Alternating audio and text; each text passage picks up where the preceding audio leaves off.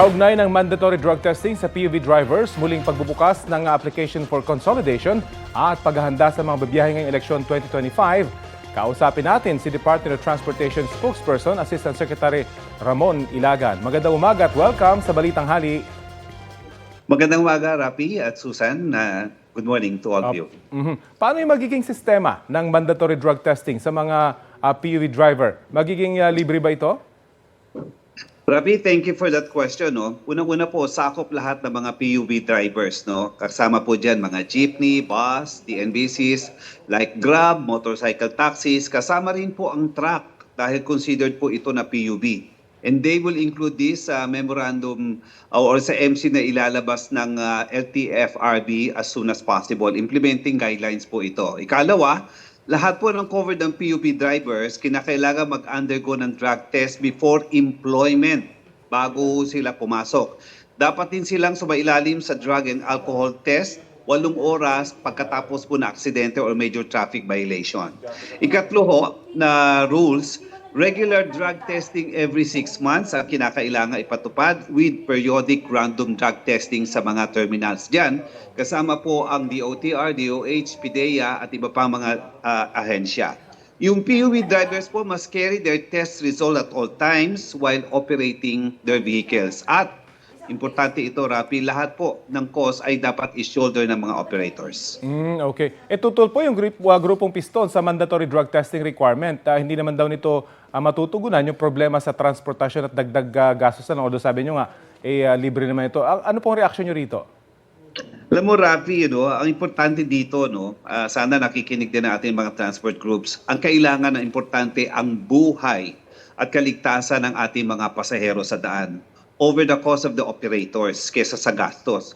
Mas importante po ang buhay. Sa inilabas po na bagong department order ni Secretary Vince, dapat ang lahat ay sumunod sa mandatory drug testing to avoid and prevent accidents. Operators also should invest dahil may kita po naman sila. So maghihigpit po talaga ang LTO, ang DOTR, ang mga ahensya pagdating po dyan sapagkat ayaw nila na merong sunod-sunod na aksidente dahil ho sa may mga nakainom, may mga under ng drugs. So yan po ang panuntunan na gagawin po under the new DO. Opo, bukod daw po sa gastos sa mga operator, pati yung oras na gugugulin sa pagpapatest, mawawala yung kanilang kita habang sila nagpapatest. Well, alam po ninyo, ang kasamang Rapi, kinakailangan may sakripisyo din. May sakripisyo ang gobyerno, may sakripisyo. Pero lahat ito, tinitignan natin ito, hindi lamang po kita. Yun ang pakiusap natin. Kinakailangan po sa modernization, makisama ang lahat. Kaya po siguro maaring yung una ay hindi maarong naging successful yung modernization kasi maraming kaakibat na problema. So, we're calling on them na sana makipagtulungan po sa gobyerno sa modernization para sa kapakanan ng mga pasahero. Okay. Ilan pa po ba yung inaasahan nyo magpapakonsolidate? Ngayon pong muling bubuksan yung application for consolidation at issuance ng provisional authorities. Ang natitira po ay sa hindi pa nakapag-consolidate ay about 15% or over 20,000 members po ito. Nationwide po ito. Ng mga PUJ. Kaya nga po binuksan na muli ang modernization program para may pagkakataon sila na sumali at mag-consolidate.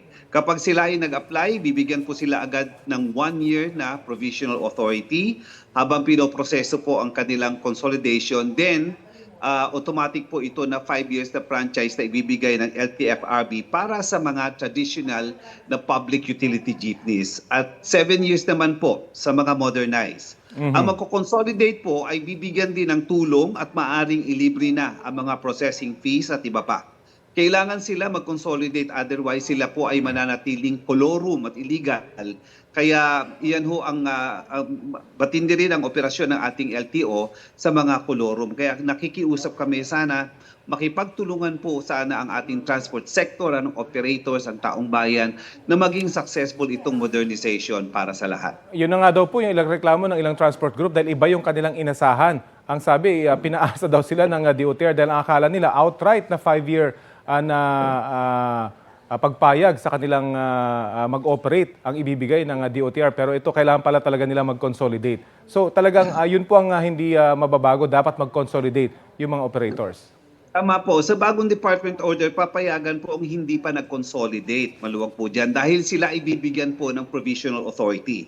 Kahit na traditional jeepney po yan, pero ang mekanismo po dyan ay dapat ito ay roadworthy. Kailangan po maayos naman ang gulong, maayos ang makina, maayos ang katawan. In other words, pagsakay ni Juan de la Cruz, mapifeel niya na safety siya kahit hindi modern ito pero inayos po ito roadworthy. Yan ang isa sa requirement.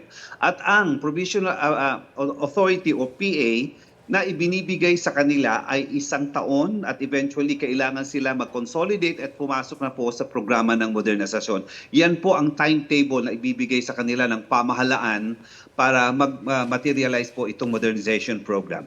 Well, abangan po natin yung compliance dyan. Maraming salamat po sa oras na ibinahagi nyo sa Balitang Hali. Maraming salamat din po. Magandang umaga. DOTR spokesperson Asek Ramon Ilagan.